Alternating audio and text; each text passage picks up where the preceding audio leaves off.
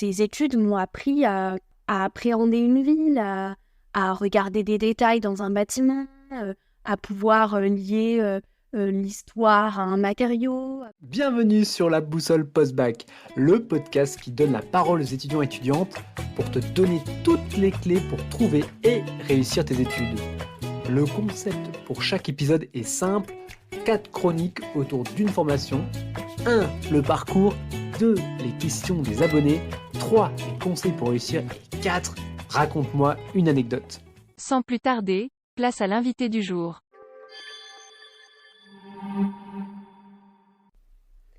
Bonjour, moi c'est Chloé, j'ai fait des études en architecture. Salut Chloé, ravi de t'avoir avec moi aujourd'hui. Peux-tu m'en dire plus et notamment, commençons par le début, qu'est-ce que tu as fait au lycée pour du coup ensuite intégrer ton école d'architecture? Alors initialement, moi j'ai toujours voulu être architecte depuis que je suis assez jeune, depuis que j'ai 13 ans, où j'avais fait dès cet âge-là le fameux stage d'observation en troisième. Et ça m'a tout de suite plu, j'ai toujours voulu faire ça, mais on m'a toujours dit qu'il fallait passer par le bac S à l'époque. Et j'étais très mauvaise en maths, et du coup j'ai décidé de passer par les arts appliqués. Donc j'ai fait un bac STD2A, sciences et techniques du design et des arts appliqués.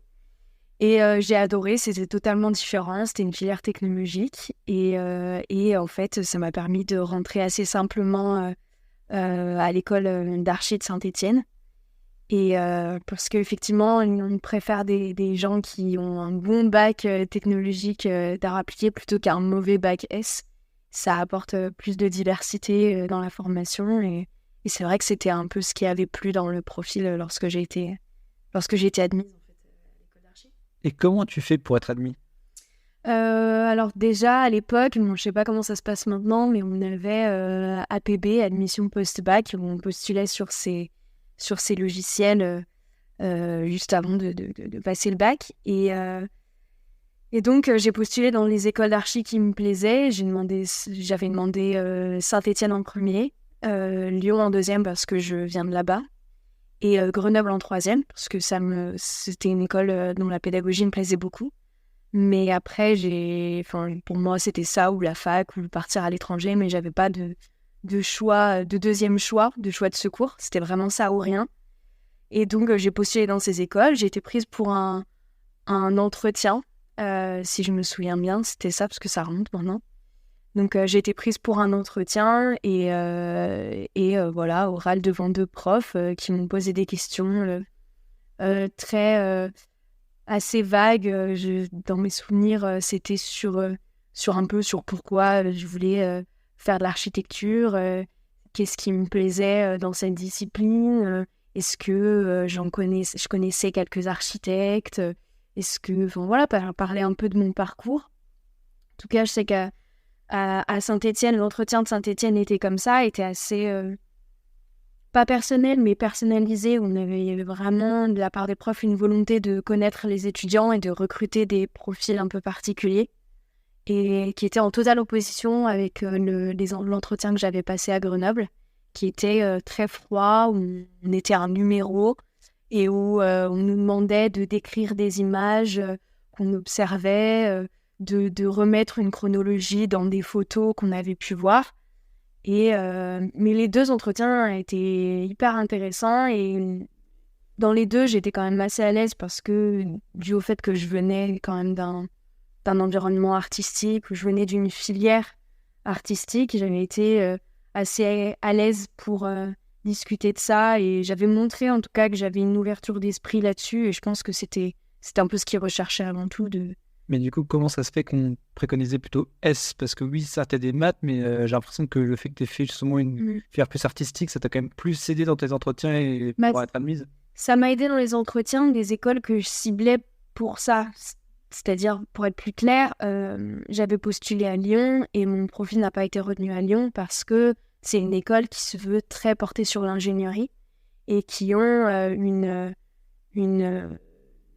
comment dire, ils recherchent des profils d'ingénieurs, et donc on avait à l'époque, il y avait des coefficients hyper importants sur les matières en maths, je me souviens bien avec le contrôle continu, etc. Et alors que par exemple des écoles comme Grenoble et Saint-Étienne, qui recherchaient plus de diversité dans leur profil, ont été intéressés, je pense, par la différence que j'ai pu apporter par rapport à d'autres qui auraient suivi peut-être un schéma un peu plus commun de la filière S obligatoire. Parce qu'il y a du coup plusieurs types d'ingénieurs, d'architectes, pardon, qu'on peut faire, c'est ça? Plutôt artistique ou plutôt vraiment ingénierie Alors déjà, il y a selon les écoles qu'on choisit, les écoles ont une pédagogie, même si on a quand même un socle commun, il y a quand même inscrit dans l'ADN de l'école une identité certaine qui sont quand même différentes. Je sais que les écoles parisiennes auraient peut-être plus un lien avec l'ingénierie qui serait plus grande. Après, c'est vrai que j'ai eu assez peu d'échos des écoles parisiennes, mais je sais que par exemple à Lyon, c'est très... il y a un double cursus archi-ingé qui est très ancré et qui vraiment participe à la dynamique de l'école.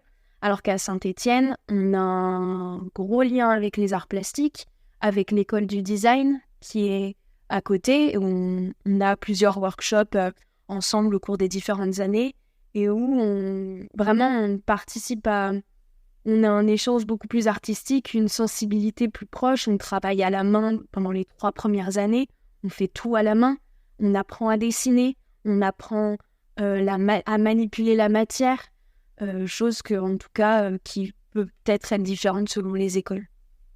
Trop bien, trop intéressant. Et justement, en parlant des matières, un peu, quelles sont les matières un peu que peut-être que tu t'attendais pas ou que tu as préférées? Les matières, tu veux dire les matières scolaires? La matière scolaire, ouais, vraiment, sans rentrer dans le détail, parce que ça, il y a d'autres endroits pour le voir, mais peut-être qu'est-ce qui t'a un peu étonné ou des choses que tu as apprises À première vue, déjà, il y a une grosse... Alors, ce qui m'a pas surpris, mais ce qui m'avait plu dans cette école, que je recherchais, mais qui m'avait plu en arrivant, c'est qu'il y a une grosse importance On a eu des cours à l'époque de dessin à la main, des cours de dessin de la perspective à la main, de comment faire une coupe ombrée, comment texturer un dessin, comment apprendre à représenter une matière. Et c'est des choses qui m'avaient beaucoup plu à l'époque, mais parce que c'est ma sensibilité, parce que ça découle un peu de la formation que j'avais eue en amont. Et vu que en plus j'avais eu une option art plastique, ça suivait un peu sous cours. Mais par contre, ce qui était assez étonnant et qui était très intéressant, c'est qu'on avait notamment des cours d'anthropologie où on apprenait le rapport entre l'homme et l'espace et l'homme et l'outil. Et voilà comment l'architecture n'est pas juste une simple discipline, n'est pas juste un simple geste pour le délire d'un architecte, mais l'architecture est faite pour les hommes et comment construire à partir de l'homme, des outils qu'il a pu mettre en place, enfin en tout cas toute une approche anthropologique, philosophique de l'espace, de l'outil, de la matière, de la lumière, etc. Et c'est parfois des notions assez compliquées. Surtout quand on arrive et qu'on est un peu jeune, on a 18, 20 ans, de pas forcément hyper intéressé par ça, mais en fait, même si c'est des matières qui sont très un peu, qui peuvent paraître complexes, elles nous apprennent à une ouverture d'esprit, en fait, et je pense que c'est assez primordial dans tous ces cursus. Trop bien. Une question que j'adore poser, quelles sont d'abord les 3 choses que tu as moins aimées dans ton parcours? 3 choses que j'ai moins aimées. La fatigue. Première chose, vraiment la fatigue. Le stress. C'est beaucoup d'anxiété parce que c'est vrai que j'étais très impliquée et on était tous beaucoup. Et ça générait parfois beaucoup d'angoisse qui n'était pas nécessaire, je pense, et qui n'était pas productive et qui n'aidait en rien. Et troisième, le stress. Peut-être, je sais pas, le fait que ce soit un peu trop omniprésent. C'est vrai que pendant ces 6 ans, j'ai peut-être un peu moins vu ma famille Et c'est vrai que des fois, ça prenait un peu le pas. Mais en fait, sur le moment, je me rendais compte, mais c'était pas plus grave que ça parce que comme j'aimais ce que je faisais, je m'étais dit, bon, bah, c'est une parenthèse pendant quelques temps. Je vais mettre pas mal de choses de côté. Mais c'est vrai qu'avec le recul, je me dis que c'était peut-être pas... si c'était à refaire, j'aurais peut-être refait différemment. Donc, de ce que tu me dis, les 3 choses, c'est que c'est quand même des études très prenantes sur 6 ans. Ça fait 6 ans? Comment ça se fait que ce soit 6 ans et pas 5? Déjà, parce que j'ai retapé. D'accord. Déjà, parce que j'ai refait mon premier semestre. Non, en fait, on a 3 ans de licence, 2 ans de master et une année qu'on appelle HMONP, habilitation à la maîtrise d'œuvre en nom propre. Rien n'est obligatoire. À partir de 3 ans de licence, on peut être embauché en tant que dessinateur. À partir de 5 ans d'études, on peut travailler en tant qu'architecte dans une agence.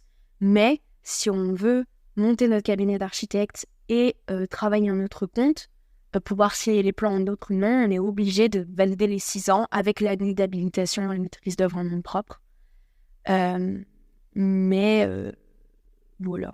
Mais c'est très prenant, effectivement. Et du coup, à l'inverse, parce que c'est que les 3 points un peu, un peu plus négatifs, où tu me dis de manière générale qu'en fait c'était très prenant. Et du coup, l'opposé, les 3 points positifs, tu en as déjà parlé un peu avant, c'était notamment ces cours un peu qui t'apprenaient l'ouverture d'esprit. Après, moi, les 3 points positifs, je sais pas si je suis... Enfin, j'ai adoré mes études, j'ai adoré ma discipline, j'adore ce que je fais. C'est un métier qui est fatigant, c'est un métier qui est très prenant dans notre vie. Après, c'est comme n'importe quel métier, ça dépend comment on le pratique. Si on décide de faire 9h-17h, c'est très possible aussi. Mais c'est vrai que je trouve que c'est un métier c'est une culture aussi qu'on apprend. C'est un métier, enfin, je veux dire, ces études m'ont appris à appréhender une ville, à regarder des détails dans un bâtiment, à pouvoir lier l'histoire à un matériau, à pouvoir lier la formation d'une ville à une histoire. Enfin, pour moi, tout a un lien et c'est vrai que même la moindre chose différente peut être liée à l'architecture. J'ai un ami qui avait fait son mémoire sur les odeurs, lier l'odeur à l'architecture, lier le souvenir à l'architecture, lier la musique à l'architecture. C'est une discipline qui peut paraître un peu élitiste parce qu'on a la vision de ces grands bâtiments qui coûtent cher, etc. Mais l'architecture, en fait, c'est pas juste ça. C'est tellement de choses. C'est ce qui forme une société, c'est ce qui forme un objet, c'est ce qui forme un espace. Et c'est vrai que, après ça, je me suis un peu étendue, mais ça m'a appris... les points positifs, c'est que ça m'a appris à travailler dur. Ça m'a appris à remettre beaucoup de choses en question, à remettre tout en question assez régulièrement. Ça m'a appris l'ouverture d'esprit et ça m'a appris à me dire que rien n'est figé et que tout évolue constamment. Et c'est vrai que c'est un peu ce que m'ont appris ces études et l'architecture en général. T'as appris à voir le monde différemment. Ouais, à voir beaucoup plus complexe. Beaucoup plus complexe qu'il ne l'est. C'est vrai que nous, on a une blague, on se dit que quand on commence l'archi, on est toujours tout guilleret, tout est beau, tout est rose, et que quand on sort, tout est noir. En fait, on remet tout en question, on remet toute la société en question, etc. Donc c'est vrai, différemment, mais ouais, ça a apporté beaucoup plus de questions qu'à mon arrivée. Donc après, en bien ou en mal, ça dépend des gens, mais c'est vrai que c'était intéressant. Bon, après, moi, c'est vrai que j'ai de la chance d'avoir aimé ce que j'ai fait et d'aimer encore pour l'instant le métier que j'entame. Donc, après, peut-être d'autres gens qui auront de moins bons retours de l'archi parce que c'est un peu ce qui va avec les études qui sont très prenantes, c'est qu'il y en a qui adorent et il y en a qui n'ont pas aimé. C'est comme pour tout. Mais ce qui est cool au moins avec ce partage, c'est que ceux qui veulent potentiellement faire architecte, au moins tu leur fais un retour là-dessus et ils peuvent savoir que c'est des études prenantes et qu'il faut s'y attendre. Il faut le savoir, oui, voilà. Parce que c'est vrai qu'on a un peu en plus la caricature de l'architecte qui est très bien payé, qui arrive habillé en noir et qui arrive sur les chantiers et qui donne des ordres et c'est très bien payé, très valorisé, très élitiste. Mais après, tout le monde n'est pas comme ça. Il y a des tonnes de façons de pratiquer l'architecture et des milliards de possibilités. Et c'est vrai que par contre, il faut savoir que je pense que c'est beaucoup de travail quand même. Il faut que les étudiants qui veulent se lancer là-dedans soient un peu préparés. C'est bon à savoir. Je vais maintenant passer aux questions de la communauté. L'objectif pour toi, j'ai 2 questions pour toi, c'est de répondre au tac au tac. Première question de Marie, comment se passe l'intégration à l'école? Ça se passe bien. Moi, j'en ai des très bons souvenirs. Bon. Trop bien. Et peut-être un peu plus en détail, comment il... Ah, précisément, comment ça se passe? Un peu précis, quand même. Bah, c'est beaucoup de fêtes, on va pas se leurrer, mais après à Saint-Étienne, c'est vrai que c'était toujours très positif. En tout cas, dans mon retour, je l'ai très bien vécu.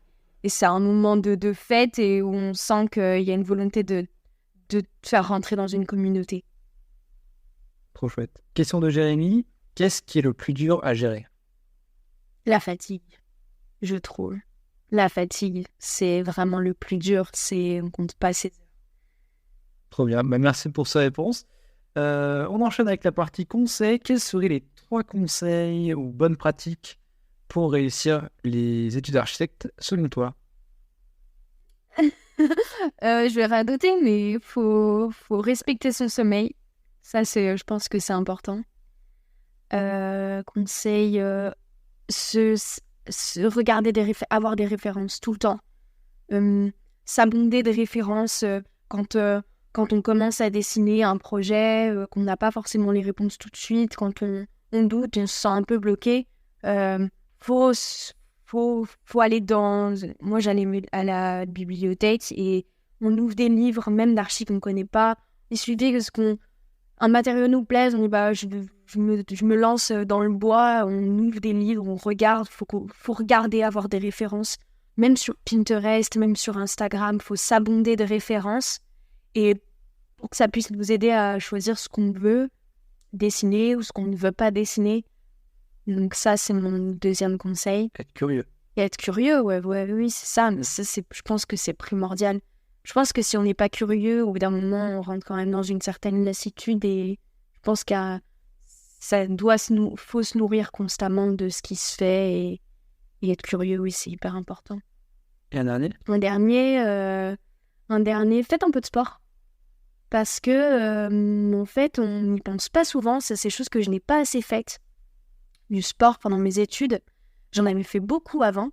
Et j'avais un peu mis ça en pause. Et j'ai repris ça pendant les dernières années de mon PFE, pendant mon PFE, l'année du projet de fin d'études.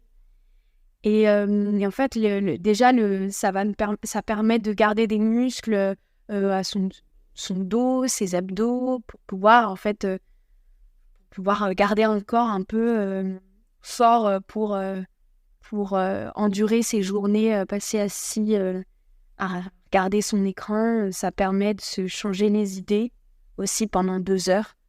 Et c'est hyper important d'entretenir son corps quand on a un métier qui est aussi prenant et des études qui sont aussi prenantes. Puis ça permet de voir d'autres gens, ça permet de faire une pause pendant 2 heures pour voir autre chose, transpirer un peu et se maintenir. Même moi venant du monde du sport, ça permet aussi de faire travailler ton cerveau et sans mode pause. Et même tu parlais de créativité avant, des fois ça peut juste venir, tu sais, là tu fais ton running tranquille, là t'as ton cerveau qui fait 2 connexions. Et ça permet de... quoi. Oui, je suis assez d'accord avec toi, c'est que ça permet de faire une coupure et de prendre un moment de recul qui je pense est nécessaire, parce que quand on a la tête dans le guidon, des fois on bloque sur une situation, on bloque sur une forme de plan, on bloque sur quelque chose et quand on est trop dedans, ça apporte rien. Donc des fois juste faire un pas de côté et prendre, aller mettre sa tête ailleurs et pour pouvoir revenir un peu mieux, je pense que...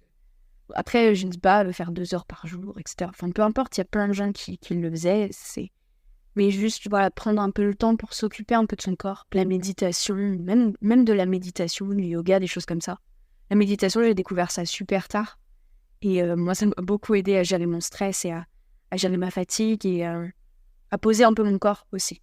Et t'as une idée en tête d'exercices que tu faisais qui t'aidaient? Moi, j'avais fait pas mal d'exercices en général pour le coup. Enfin, moi, je sais que tard, pendant ma dernière année, je faisais de l'escalade. J'avais été faire du bloc avec un ami. J'y allais 2-3 fois par semaine. Et je faisais en repos de la méditation, des exercices de respiration, beaucoup. On déconnecte pendant 20 minutes par jour. Ce qui est bête, en fait, mais je m'étais dit, mais c'est tellement bête, pourquoi je le fais? Mais j'étais tellement au bout du rouleau, tellement stressée, tellement fatiguée que je m'étais dit, bon, je suis prête à tout, je prends toutes les solutions. Et 20 minutes par jour, juste apprendre à respirer, relâcher son cerveau, essayer de méditer, même si on n'y arrive pas. Je sais que ça s'apprend au fur et à mesure. Et en fait, ça m'a beaucoup aidée. Et je le vois encore maintenant, quand je me remets à ça, quand je me remets à respirer dans un coin, quand je me remets à me maintenir droite, à m'étirer, etc. Ben, je sens que mon corps reprend ses réflexes. Tu te recentres. Oui, c'est ça. Et je sais que ouais, ça m'a beaucoup aidé, faire des micro-siestes, toutes ces techniques en fait, de respiration et de repos, de déconnexion du cerveau pendant 20 minutes pour prendre soin de soi. C'est génial que tu en parles parce qu'on n'en parle pas assez, je trouve, de ces méthodes et c'est vrai qu'elles sont quand même assez efficaces. On finit l'épisode avec la classique anecdote. Je te laisse nous raconter une anecdote qui s'est passée pendant tes études. Une anecdote pendant mes études. Alors, c'était un soir, en mois de... J'ai même plus, c'était en plein hiver à Saint-Étienne. Et j'étais en train de travailler avec une amie sur une maquette, un projet d'analyse. Et on avait la tête dans le travail. Et à un moment, c'était 1h30, 2h du matin. Et on lève la tête et on regarde par la fenêtre. Et on a vu des énormes flocons tomber pendant des minutes entières. Et là, toute la ville de Saint-Étienne s'est recouverte de neige. Il y avait 10-15 cm. Enfin, ça me paraissait absolument énorme. Et moi qui suis lyonnaise, qui a l'habitude d'avoir 2-3 pots flocons de neige qui viennent mourir au sol et devenir de la boue polluée, là, il y avait tout le centre-ville qui était blanc. Et comme c'était en pleine nuit, personne n'était passé. Les déneigeuses n'étaient pas passées. Et c'était tellement magnifique. Et on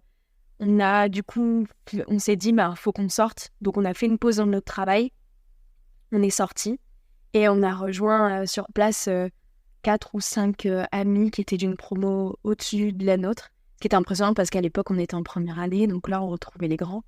Et on s'est retrouvés, on a passé la nuit. Enfin, pas la nuit, non, j'exagère, ça paraissait long. Mais c'était un bon moment, un bon long moment de pause.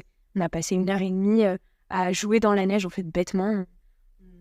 C'est une bataille de boules de neige, on a joué avec tout le monde et on a fait un énorme bonhomme de neige et on avait retrouvé, on a croisé en fait des ingés qui sortaient de boîte, qui eux avaient le temps de sortir en boîte. Et nous, en fait, on s'était retrouvés entre archis, on était là en train de galérer dans nos rendus respectifs et on s'était retrouvés là pour vivre ce moment. Et en fait, c'était un moment incroyable. On avait pris quelques photos et je les ai gardées dans mon téléphone pendant plusieurs années. Et c'était vraiment un moment de sérénité. Et je pense à ce moment parce que l'autre jour, j'ai retrouvé un ami qui était là pendant cette soirée. Et c'est devenu un de mes meilleurs amis maintenant. Et en fait, ça faisait des années qu'on n'avait pas parlé de ce moment. Et il m'en a parlé comme ça. Il m'a dit « Ah, tu te souviens quand on a été dans la neige ?» Et c'était une des plus belles soirées de ma vie, il m'a dit. Et du coup, ça m'avait touchée parce que c'était un moment qui était tellement beau et tellement pur dans toute cette fatigue, dans tout ce stress tendu que même lui, ça l'a marqué. Et même plusieurs personnes, on a tous eu cette même impression. Et voilà, c'est pour ça que je vous raconte ça aujourd'hui. Un moment hors du temps. C'est ça. Trop chouette. Écoute, merci Chloé d'être passée. C'était un plaisir de t'avoir aujourd'hui. En direct en plus. Oui, merci de m'avoir invité. C'était sympa. Merci beaucoup. De rien, j'espère que ça a pu aider, que ça a pu aider encore des étudiants à prendre leurs décisions pour la suite. À très bientôt. J'espère que cet épisode t'aura plu. Parle-en autour de toi à ton frère, ta sœur, tes potes. À tout le monde quoi. Et si tu as encore des questions sur cette formation, viens les poser sur Insta. Like, commente et abonne-toi. Tu connais la musique. Merci, tu es au top. Ciao.